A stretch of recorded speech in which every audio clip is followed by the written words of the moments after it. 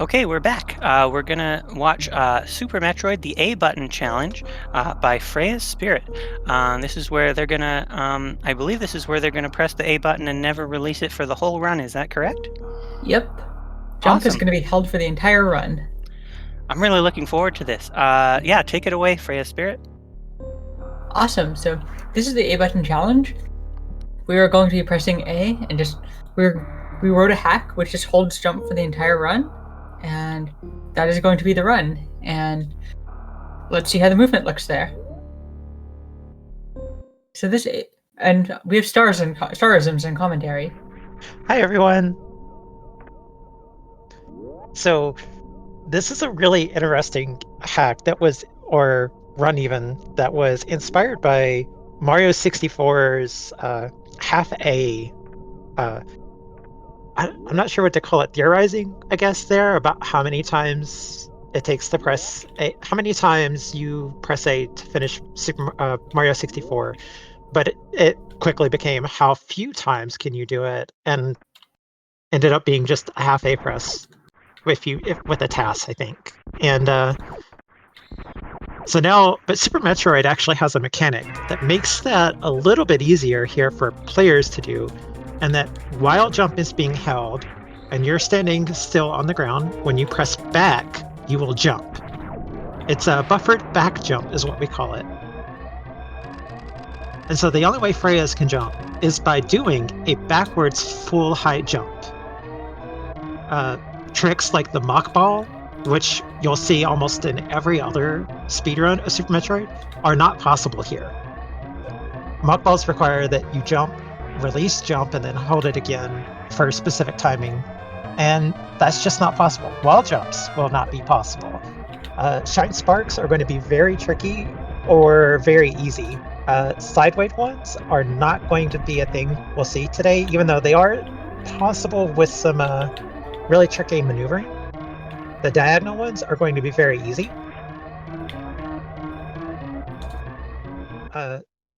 Another part of this is that the routing that Frizz is going to take for safeties is going to actually be a very good newcomer to Super Metroid speedrunning routes.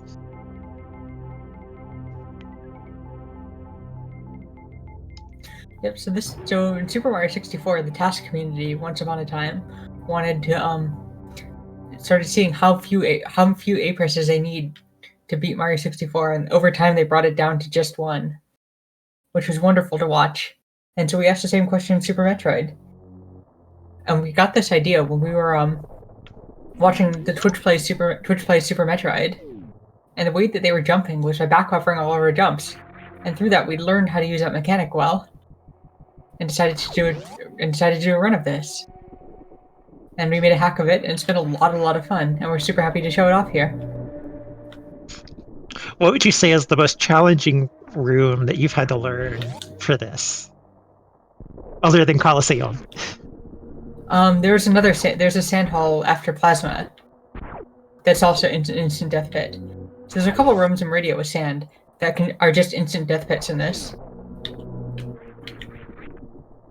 Which of the bosses was the hardest one for you to adjust to this always jump mechanic? Kraid for sure.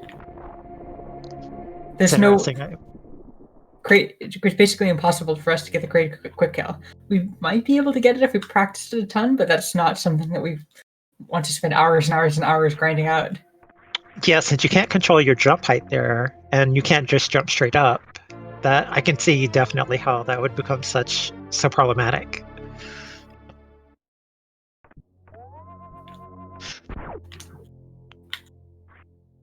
So again, wall jumps are definitely something we will not be seeing. That also means that space jump is a pointless item. You can't press A again, you can't jump again. So space jump has no use whatsoever.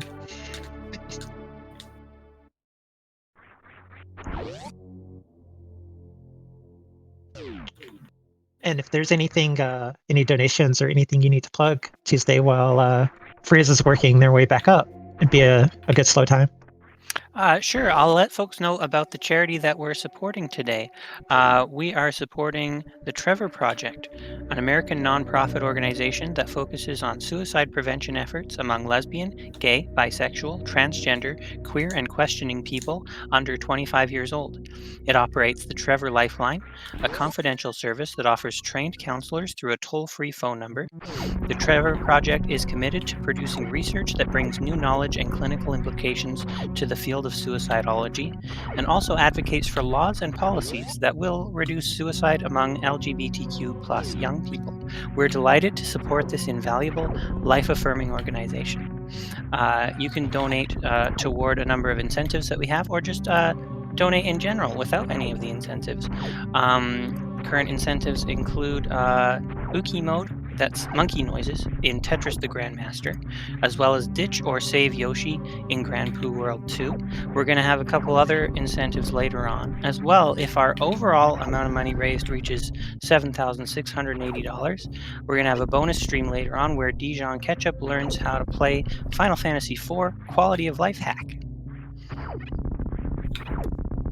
So you can, if any of you have watched Super Metroid runs before, specifically like any percent, 100%, some of the main categories, you're used to seeing that room that Frey's just finished has a room done much more quickly because people will either just wall jump almost directly up one side, or because they can control the jump, the height of their jump, they do ledge grabs and just make their way up that room very quickly. But since we have to take full jumps every time and we have to plan out each jump ahead of time by doing that whole back buffered jump thing, then it makes that room a lot slower just because of the air time.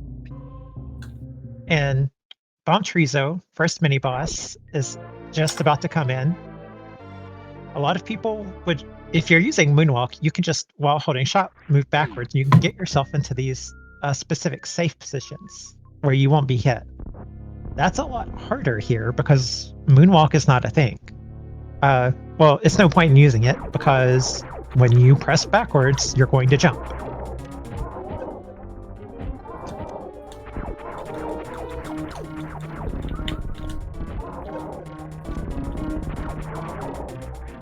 So Moonwalk, the specific reason why we don't use Moonwalk is because Moonwalk is enabled, but you cannot pseudo-screw at all.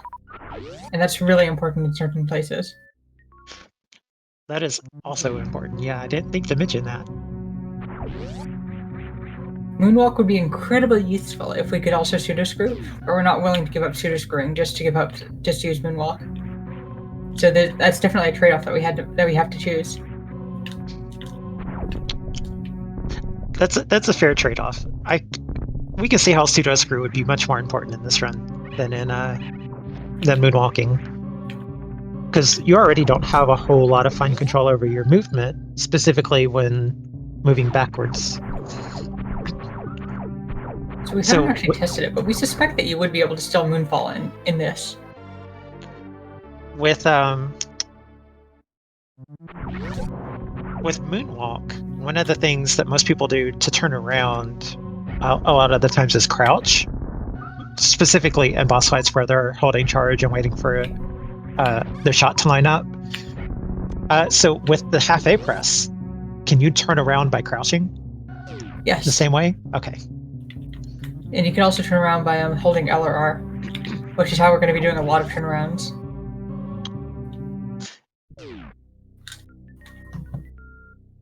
So, again, another divergence from your typical categories where the mock ball being the first real speed trick used to get supers much earlier. Well, can't really do the mock ball, as we talked about before, so we're just going to skip that room. No mock ball, no early supers. Instead, we get to see Spore Spawn. That's the first intended supers in the game.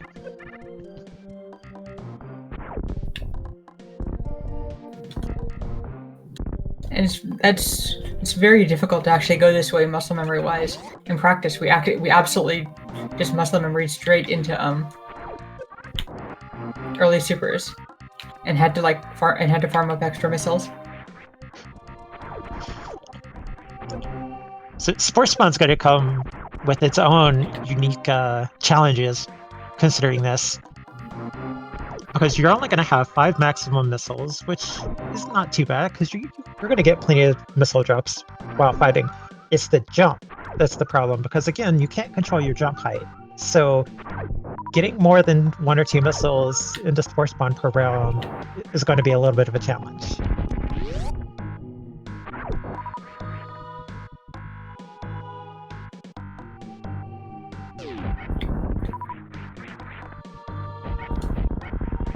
And the routing here, again, is also, I think we mentioned this before, but it's a very good newcomer-friendly route, because you can't do a lot of the wall jumps, you can't do a lot of the mock balls, so you can't get quite everything that speedrunners normally get.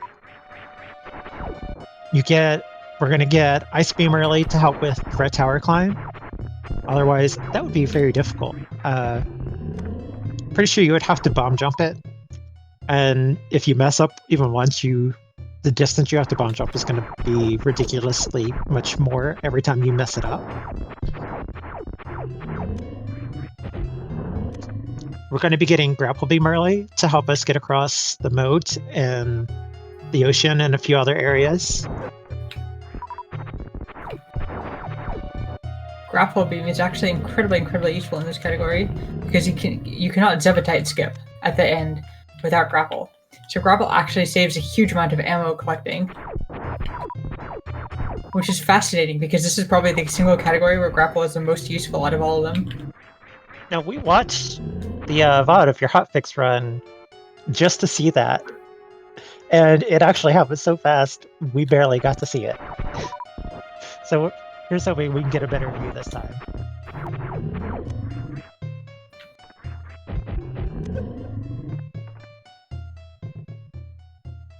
Just in case anyone is new and not quite sure, yeah, this is a run using a hat drum so that the A button is always pressed. That means all of the jumps you see happen are back buffer jumps, where Freya has to press back in order to jump while being on the ground. So all of the jumps are going to either kill all forward momentum or only be backwards momentum. Also, because we can't press jump again, Shine Sparks are going to be tricky, wall jumps are going to be tricky. Actually, wall jumps are impossible.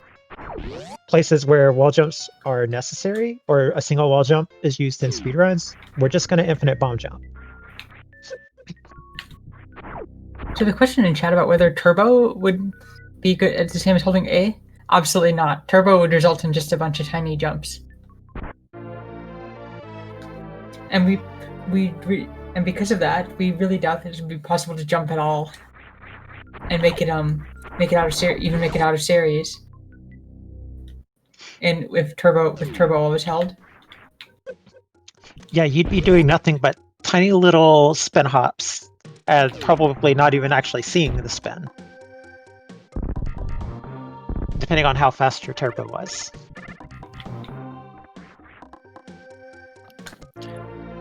So just to clarify, ordinarily when you're not doing the A button challenge, you press A to jump.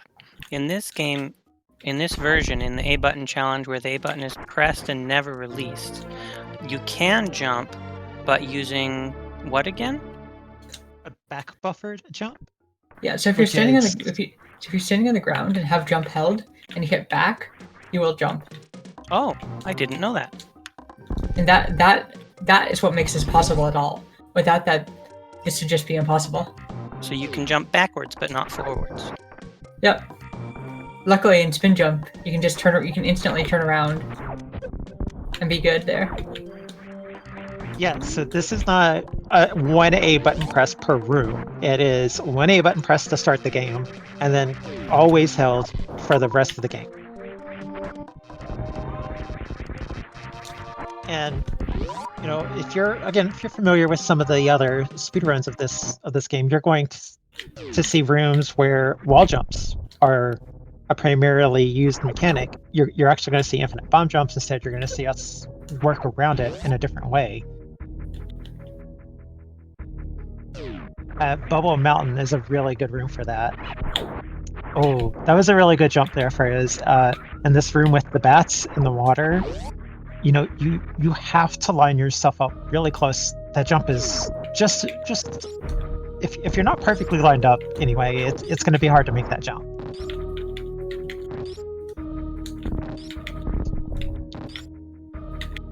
So now Freya's is trying to use the jump into an infinite bomb jump to get up and get Spazer a little bit earlier. Save a little bit of backtracking instead of getting high jump first. And you're going to see these jumps right here, where jumping into an infinite bomb jump a lot more throughout this run than you would in a lot of other places. This will be way easier once we get high jump.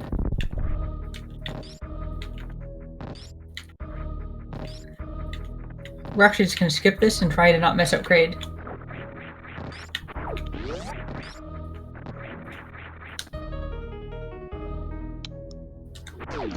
So a lot of times speedrunners go right, they'll go directly right, go straight to Kraid without high jump.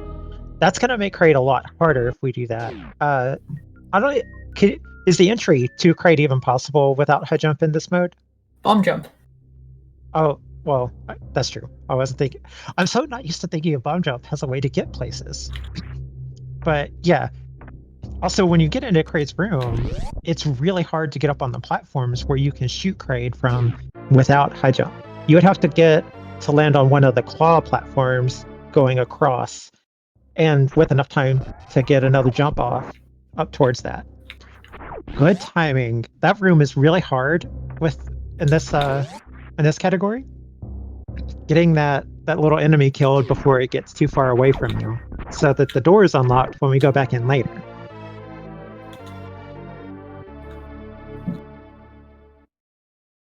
So now we have to remember that we're not supposed to go to Bubble Mountain yet. We're not supposed to go through the heated rooms. We have to actually go to Kraid first. Yeah, any percent and probably 100% muscle memory would have you go from this room directly to a heated room. Well, not directly, but the routing, you would just muscle memory right into that door that you're going to pass instead here. There's also going to be a lot more E-tanks, a lot more missiles that you would get than you would normally get. Just because they're in the way and it's harder to avoid them rather than not, or the E-tanks because for safety, with the lack of fine movement, you're going to take a lot more damage. E-tanks are the really, really important one. And that's another reason why this is a really good beginner-friendly route.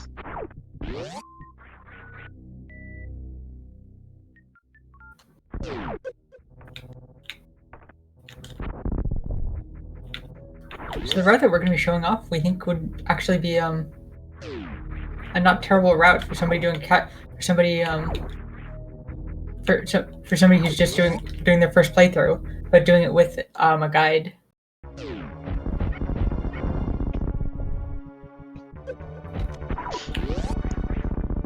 Just somebody trying to do speed walk. Very casual speed walk. Yeah, it gets a lot of the safeties that is actually recommended for new players too, such as early ice. And we will be seeing that before too long. So because we skipped Spazer, we need to be really careful not to miss any of our ammo. Because Spazer will double the damage that our beams will do.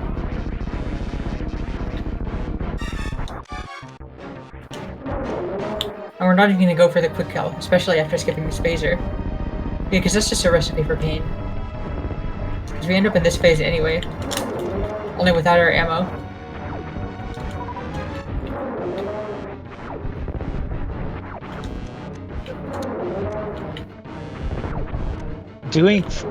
Fighting Kraid in this way is kind of awkward even when you have fun control. There we go. One boss down. That is a very dead Kraid.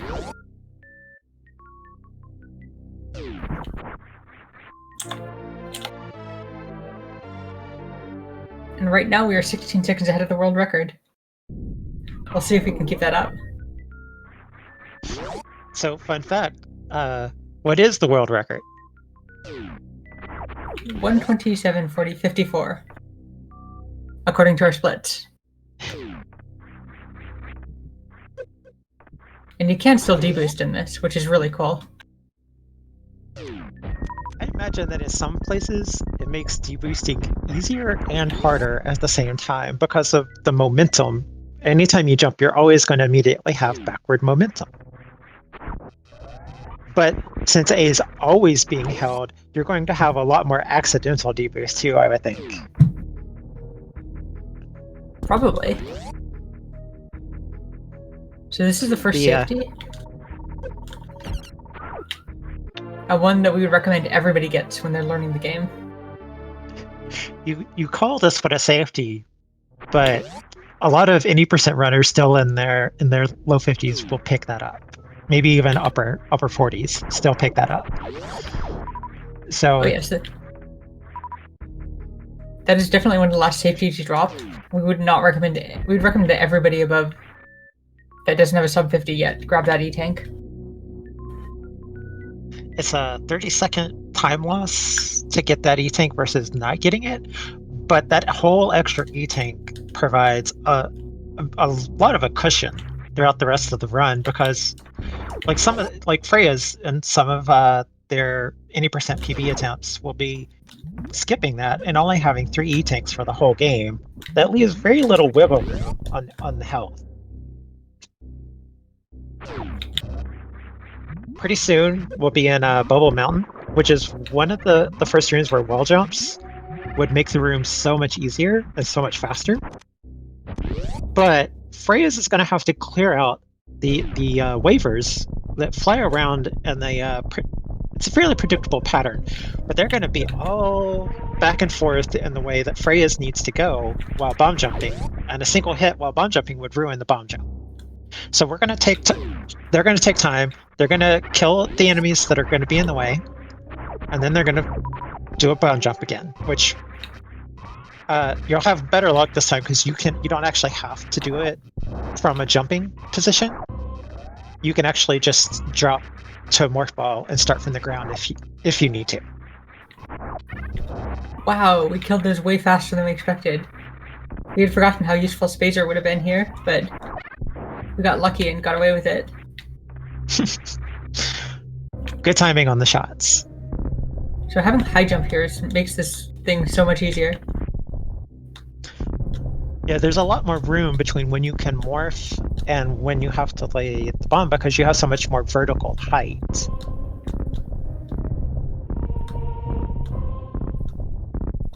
That was, what, second try? Or at least getting it started. First try every time.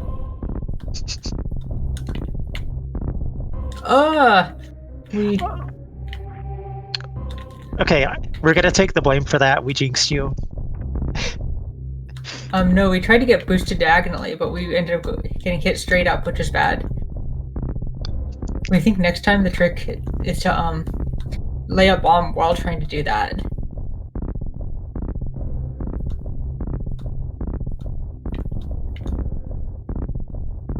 The next notable room differencing we're going to see is very similar to this in the room just before wave beam, where speedrunners normally just make a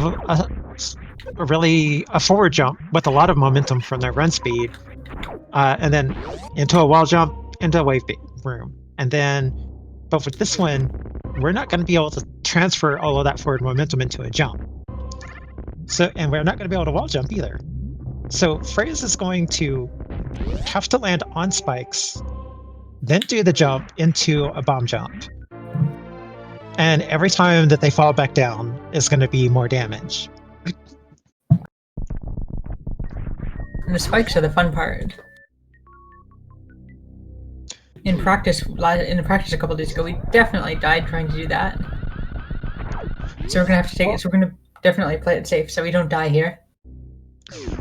Because every time you hit the spikes, you're going to get moved. Your positioning is going to change. And if your fingers are on the D-pad a little bit too early or a little bit too late, you're going to end up in a D-boost instead. So it's really the positioning is going to be really fickle a lot here, and it's going to have to be done really quickly to get back up into the air before the spikes hit again, before the iframes run out. Not to mention these platforms here where a lot of people accidentally KO. Okay, nice job. Those jumps are really precise, and falling down is, you got to go out of the room, you got to go around, you got to come back up.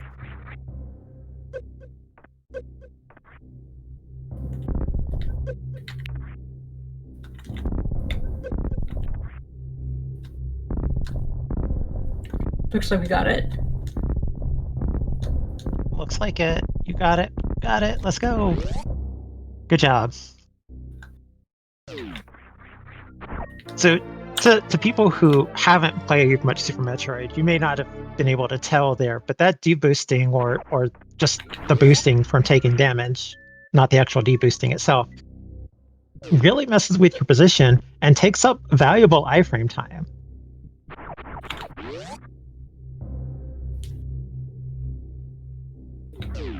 So the next major stop here will be Crocomire. We're gonna go through Crocomire. Then we're gonna get Grapple, and on the way out, use Grapple to get over to the Croc tank. And in some well, I don't think, are there any % runs that do Grapple instead of Ice early like that? I guess just in newbie terms, I'd only recommend Ice, not getting Grapple. Yeah, the only runs that would do that are like people who don't have sub-hour yet, who haven't figured out who can't do horizontal shine sparks yet. That's a valid point. The Crocomire itself will not really be a very different fight. It's not gonna look like anything other than your regular Crocomire fight. So if you want to jump in Tuesday with something, feel free. Sure. We received a donation of $5 from Seraph, who said, "Whoops, I accidentally a bad word. Swear jar deposit for my potty mouth. Hashtag ReboShark." And that donation went toward both enabling Uki mode in Tetris the Grandmaster and saving Yoshi in Grand Poo World 2. Nice little double dip there, Seraph, on the donations. Also, shout out to Seraph for putting that ReboShark together with not really having the context of what ReboShark was. Yeah, it turned out really so good. Yeah, I really enjoyed watching. I was watching to the very last minute, even though I was supposed to be ready here.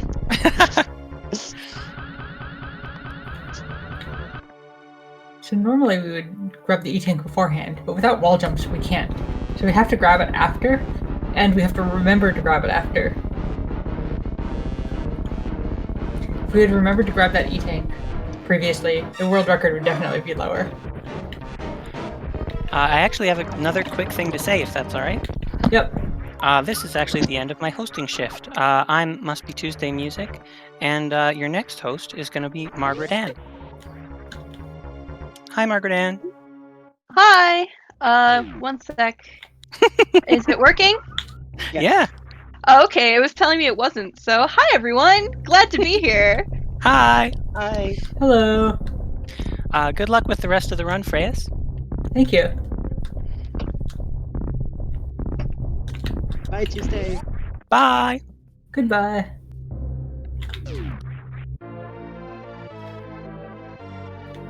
We're not far from a room where the and like 100% where you would absolutely go get Grapple around this stage of the game. And we call it the Indiana Jones room. We think there's a few other rooms for it, but usually you're going to see people just speed boost and then jump and do a they're going to clear out these bombs, and then they're going to run along this path to get a lot of extra speed from the speed booster and just jump. But we can't carry that forward momentum from running again in this, because the only way to jump is by pressing back and killing all of that momentum. So Freyas has to go over onto these platforms that will sink if they stay on them for too long, and get one of those backward jumps into a bomb jump again, and right away, good job.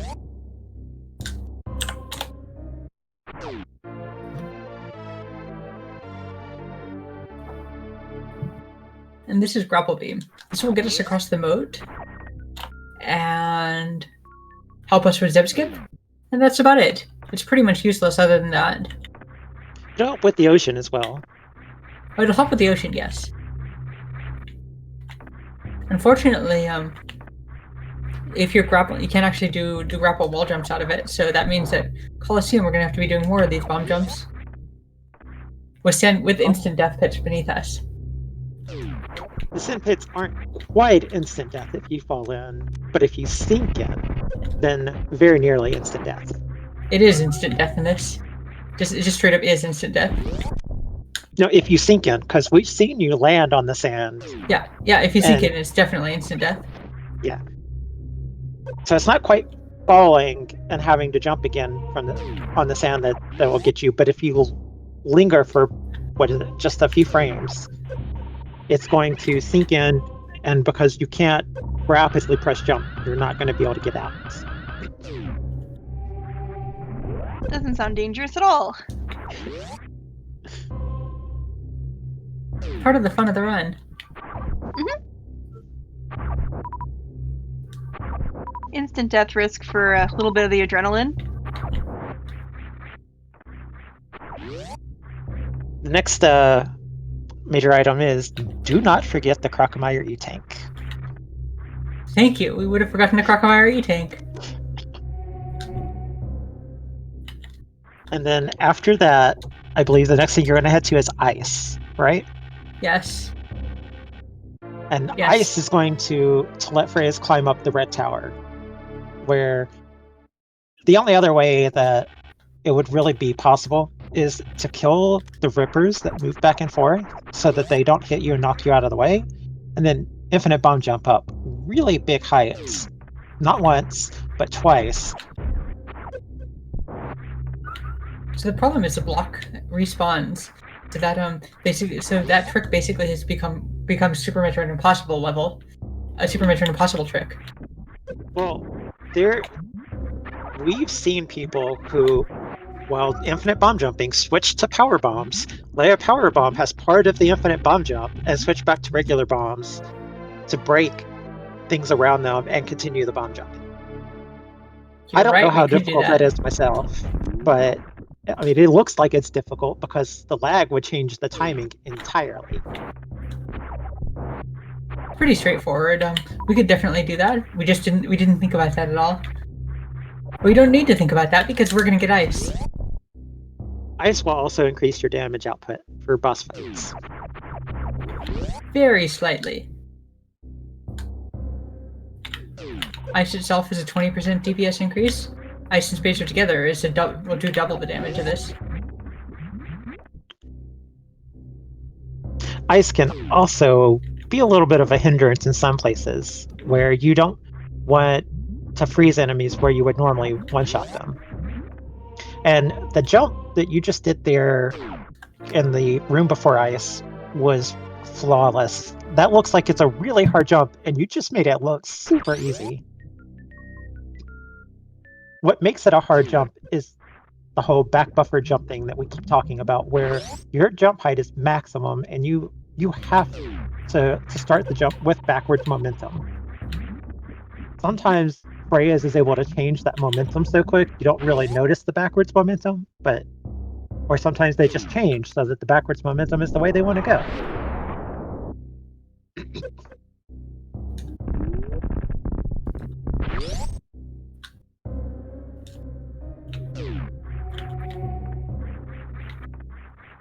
We're not very far from the red tower climb. There's a few rooms in between that we've already been through. If you want to kick in something, Margaret Ann? I can talk about one of the reasons why we're here. We are or rather, I'd like to say welcome to the Undefined Behaviour, a showcase and speedrunning marathon centered around queering games and queerness in games. For this marathon, we're exploring glitchy, unusual, and marathon unsafe runs, as well as adjacent and related queer gaming content. We queer games when we reject limits and rules, and when we play in atypical ways, and when we read diversity into stories and themes. This is the very first Undefined Behaviour marathon, and we're all so excited to share these games and showcases with you. And I'm glad to be here. I'm always impressed with Super Metroid because I'm so bad at platformers. We've been having a great time with the whole marathon and everyone's runs and the whole staff's, all the work they've put into it, everyone involved.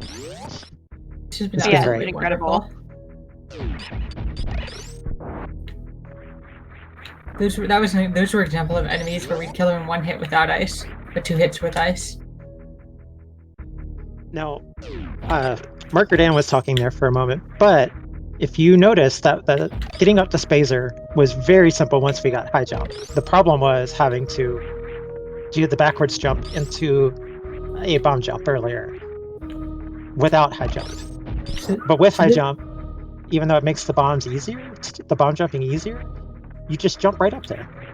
So this room is the reason why we got ice. The entire reason why we got early ice. And in vanilla, this is the room that this is the room where you're supposed to have ice to be able to do it at all. This room, the heck way, is going to be really difficult here. Fraser is probably going to make it look a lot easier because they've had practice at this, but normally a lot of people will just hop through from platform to platform or do specific deboosting sections. But Fraser's had to learn other ways around that because you can't do anything other than the full jump height. And deboosting off of having a spin jump has your base instead of being able to just jump directly upwards changes the difficulty of all of those deboosting positions.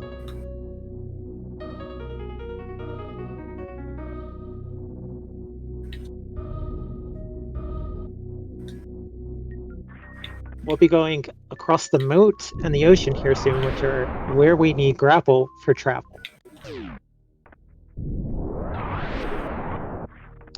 Has anyone theorized about a Phantoon first route for this challenge, Reyes? Yes, and we want nothing to do with it.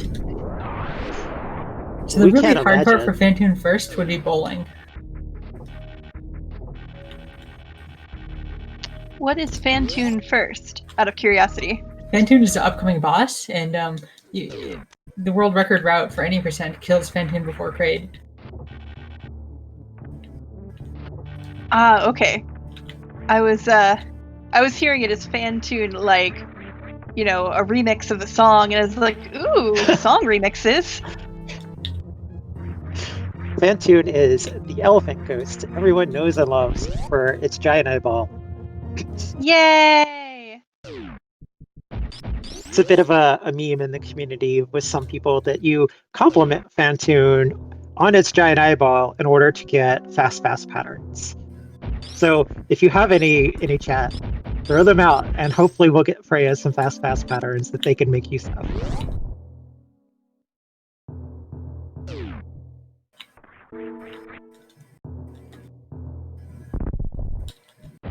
Yeah, so getting across, so to be able to do this Phantoon first, you would have to get do 2 double bomb jumps to get it, 2 diagonal bomb jumps, horizontal bomb jumps to get across the moat,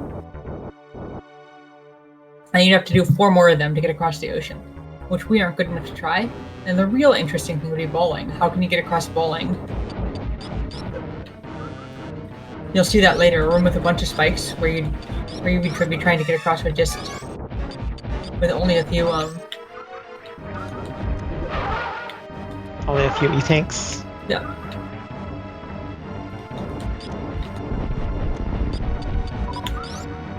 There aren't very many E-tanks available without doing Kraid or some other boss first, actually. There's one E-tank available, and people have said People in the community have said that it's possible to do bowling with just one E-tank and half A press, but we do not want to mess with that. Might be something to see a nice TAS up. You wouldn't even need a task, you could just put ED up to it.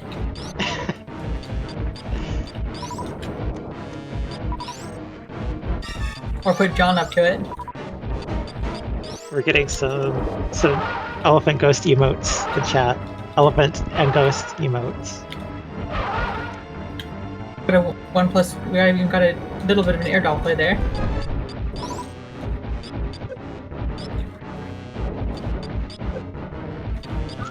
One of the most common tactics used on Phantoon and every other category except for low percents would be X Factors, where you only have wave beam equipped and you hold charge to get a special beam attack. And you time it so that you get the equivalent of 2 super missiles damage on Phantoon. But here, that timing and positioning is really hard to do since your movement is so hindered with the jumping around and the whatnot based on the half A press. So Doppler strats worked out really well there for Freyas, and the Doppler is a specific timing to moving forward with a different specific timing to the pattern of firing missiles, such that you can actually get more than 3 missiles in at a time on Phantoon if you do it well. Normally, on that third hit, Phantoon would close its eye, and you just have to wait for the next round.